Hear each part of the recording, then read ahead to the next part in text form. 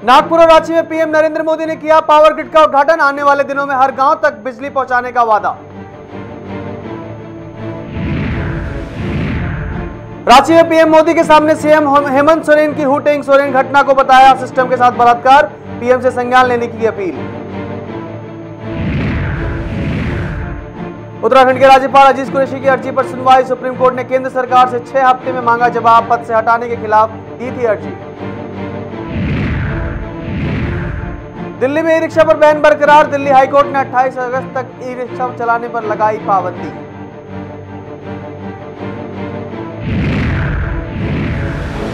और पंजाबी फिल्म कौमे दे हीरो पर लगी रोक। कल रिलीज होने वाली थी फिल्म में कुछ दृश्यों पर गृह मंत्रालय ने जताई आपत्ति।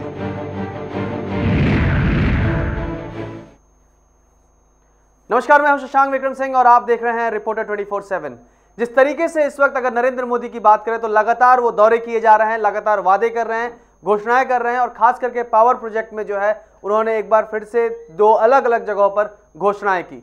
और उस लिहाज से जो है वहां पर तमाम जगहों पर वो गए, चाहे रांची की बात करें या नागपुर की बात करें, तो दोनों जगहों पर है उन्होंने साफ तौर पर ऐलान किया है और उम्मीद जताई है कि आने वाले समय में हर घर रोशन होगा।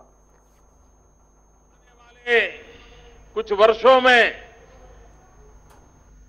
हिंदुस्तान के हर गांव में हर गरीब से गरीब परिवार को भी 24 घंटे बिजली पहुंचाना है। सर्वाधिक जो कार्यक्रम किए हैं वो बिजली से जुड़े हुए कार्यक्रम किए हैं।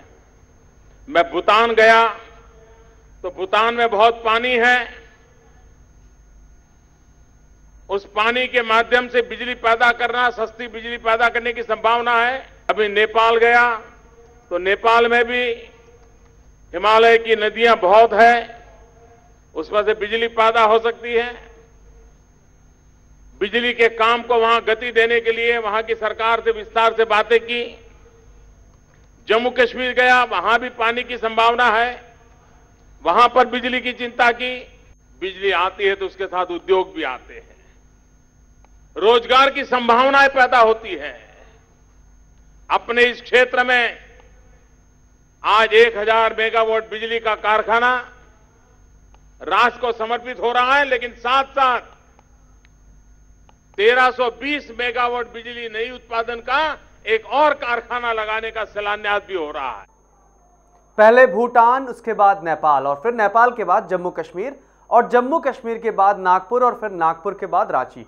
जहां जा रहे हैं नरेंद्र मोदी वहां पर बिजली उत्पादन के लिए वो हर जितनी कोशिश कर सकते हैं वो तमाम कोशिश कर रहे हैं। उसके साथ ही साथ उन्होंने रांची में एक पावर ग्रिड का उद्घाटन भी किया और ये उम्मीद जताई और जनता के प्यार के लिए उनको धन्यवाद दिया और साथ ही साथ ये कहा कि वो वक्त दूर नहीं है जब घर घर रोशन होगा।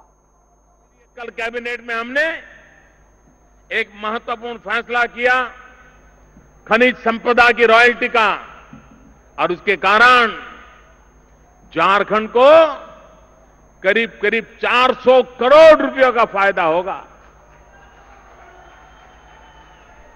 और एक बार नहीं, हर वर्ष होगा।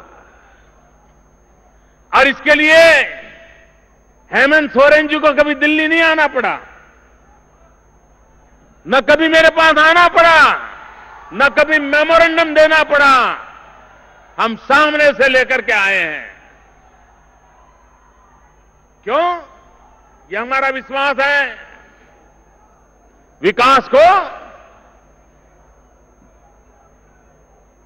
सबने मिलकर के देश को आगे बढ़ाना है। जन जन की ताकत को जोड़ करके हमें आगे बढ़ाना है।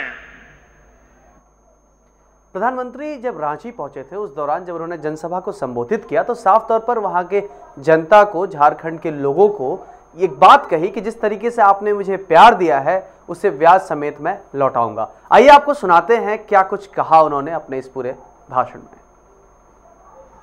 सिर्फ आभार व्यक्त करके मैं अपना कर्तव्य पूर्ण नहीं मानता हूं।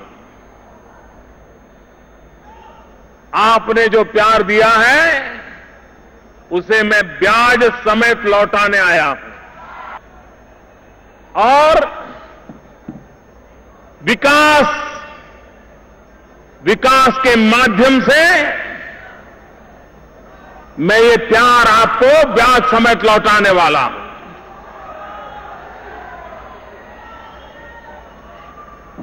झारखंड में हिंदुस्तान के सभी राज्यों में सबसे समृद्ध राज्य बनने की क्षमता पड़ी हुई है।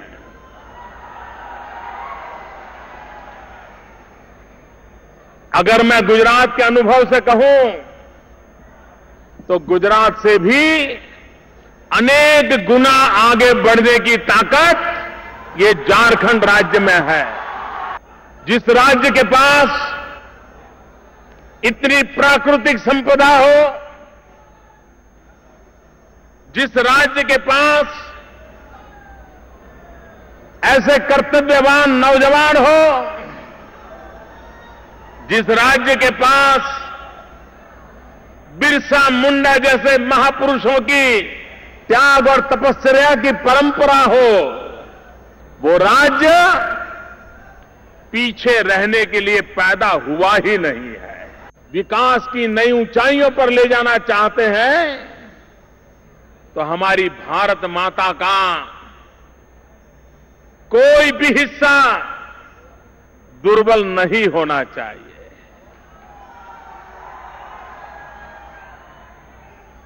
आज हम देखते हैं भारत के पश्चिमी छोर पर कुछ न कुछ आर्थिक गतिविधियां नजर आती हैं, लेकिन भारत का पूरा पूर्वी छोर मध्य से पूरब की तरफ देखें, वहां के लोग विकास की प्रतीक्षा कर रहे हैं। गरीबी ने उनके सपनों को चूर चूर करके रखा हुआ है। दिल्ली में आपने जिस सरकार को बिठाया है, उस सरकार का सपना है पश्चिम हो या पूरब, उत्तर हो या दक्षिण, भारत का विकास संतुलित होना चाहिए। पूरब को भी उसका फायदा मिलना चाहिए और पूरब में विकास की संभावनाएं बढ़नी चाहिए। भारत का विकास पूरा होना चाहिए, जितना पूरब को मिले उतना पश्चिम को मिलना चाहिए, ये कुछ कहा प्रधानमंत्री नरेंद्र मोदी ने।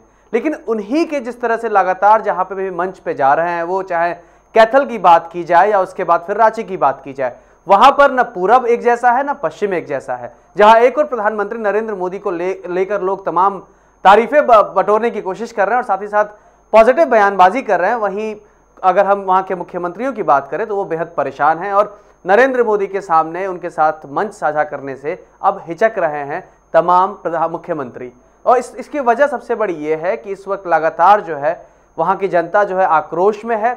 इस आक्रोश को या तो हम एक अंदाज कह सकते हैं या फिर एक घिसी पिटी राजनीति का हिस्सा। आइए आपको अपने रिपोर्ट के जरिए दिखाते हैं कि ऐसा क्या हुआ है कि लगातार जहां नरेंद्र मोदी जा रहे हैं वहां बड़े बड़े विवाद मुख्यमंत्री के साथ जुड़ जा रहे हैं। देखिए हमारी खास रिपोर्ट।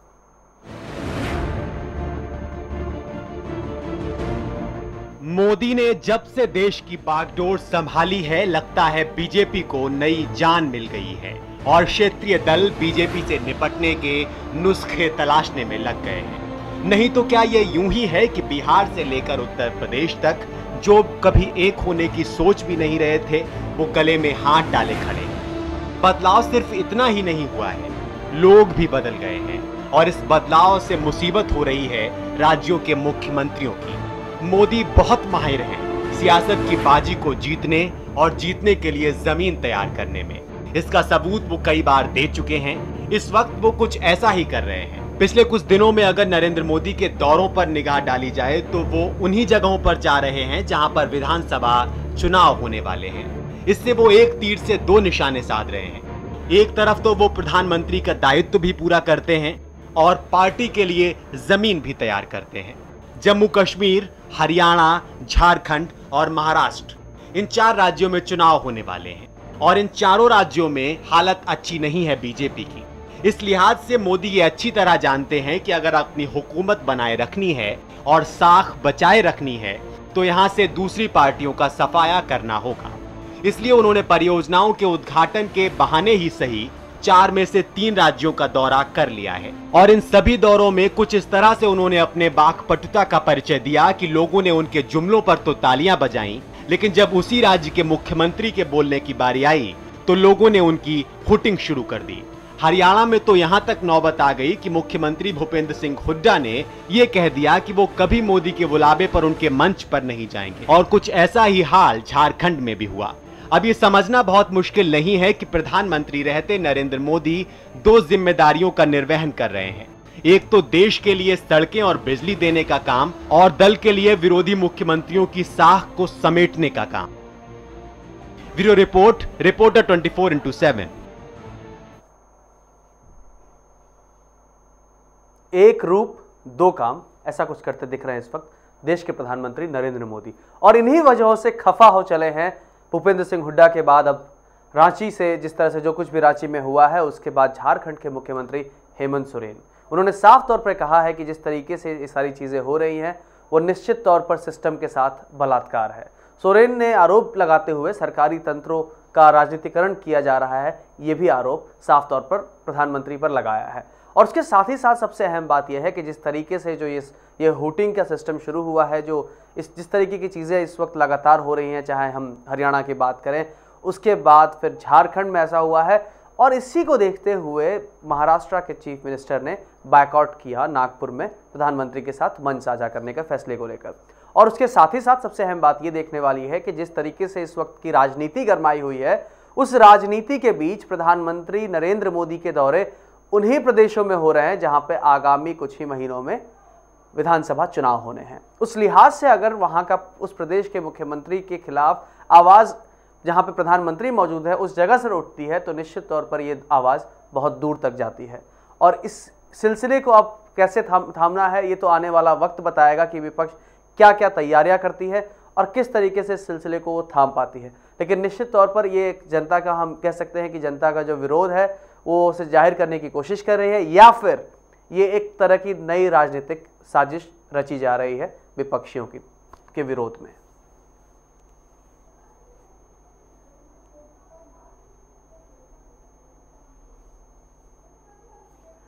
पहले हरियाणा के कैथल में सीएम भूपेंद्र सिंह हुड्डा की हुटिंग हुई। उसके बाद फिर रांची में झारखंड के मुख्यमंत्री हेमंत सोरेन की हुटिंग हुई, जिसको देखते हुए नागपुर में पीएम नरेंद्र मोदी के मंच पर महाराष्ट्र के चीफ मिनिस्टर पृथ्वीराज चौहान नहीं आए।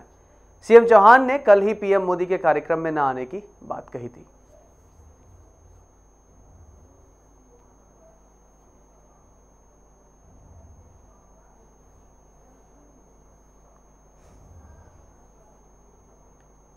इस वक्त जो कुछ भी भूपेंद्र सिंह हुड्डा के साथ हुआ है, उससे अगर कांग्रेस की बात की जाए तो साफ तौर पर कांग्रेस बेहद खुश नहीं है और उसका विरोध वो साफ तौर पर जाहिर करने में लगी है। ताज़ा मामला जुड़ा है, जिस तरीके से अपमानित किया गया उन्हें, तमाम पूरी जनता ने जो है उनके खिलाफ वोटिंग की। उसके बाद उत्तराखंड के मुख्यमंत्री ने साफ तौर पर नाराजगी जाहिर की है और उन्होंने साफ तौर पर यह भी कहा कि जिस तरीके से इस व्यवहार को गलत बताते हुए उन्होंने साफ तौर पर कहा कि ये ठीक नहीं है। दूसरी तरफ मुख्यमंत्री रावत ने सोनिया गांधी को लेकर की गई उद्धव ठाकरे की बयानबाजी पर भी नाराजगी जताई।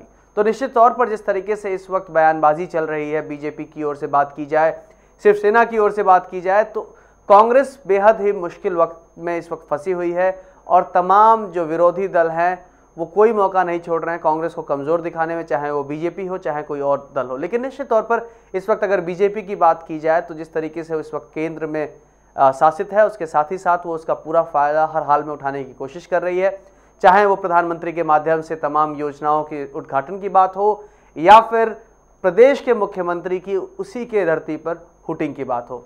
तो इस तरीके से जो तमाम इस वक्त की राजनीति है बेहद गरमाई हुई है और जिस तरीके से उद्धव ठाकरे ने सोनिया गांधी को लेकर सामना में अपनी बात रखी थी, उसके बाद से उन पर साफ तौर पर बरसे हैं सीएम हरीश सिंह रावत।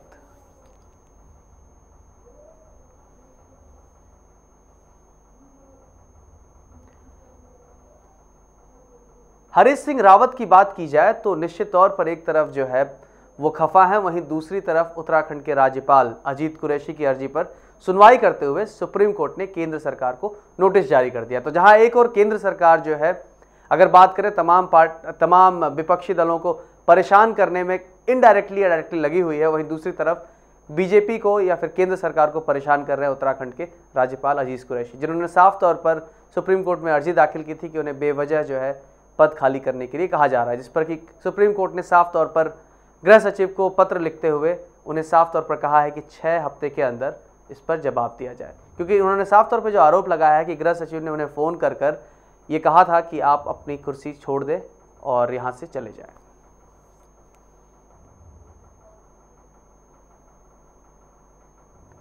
जिस तरीके से अगर आपको बताएं तो इस वक्त बेहद स्थिति लगातार, जिस तरीके से पहले प्रधानमंत्री नरेंद्र मोदी कहा करते थे कि जो कुछ भी परंपरा कांग्रेस के साथ जुड़े हुए उसे दोहराएंगे नहीं, लेकिन जिस आने के तुरंत महज 1 हफ्ते बाद से ही वो सिलसिला शुरू हो गया जो कि आज से 30-35 साल पहले शुरू किया गया था, कि जिस तरीके से जब भी कोई नया दल सेंटर में आता है तो जो भी पुराने राज्यपाल होते हैं उन्हें वो हटा देता है। तो ये सिलसिला ऐसी उम्मीद की जा रही थी कि इस बार कुछ एनडीए कुछ नया करेगा, लेकिन वो करने में विफल रहा। फिलहाल वक्त हो चला है एक ब्रेक का। ब्रेक के बाद जानेंगे आखिर ई रिक्शा कब तक थमा रहेगा।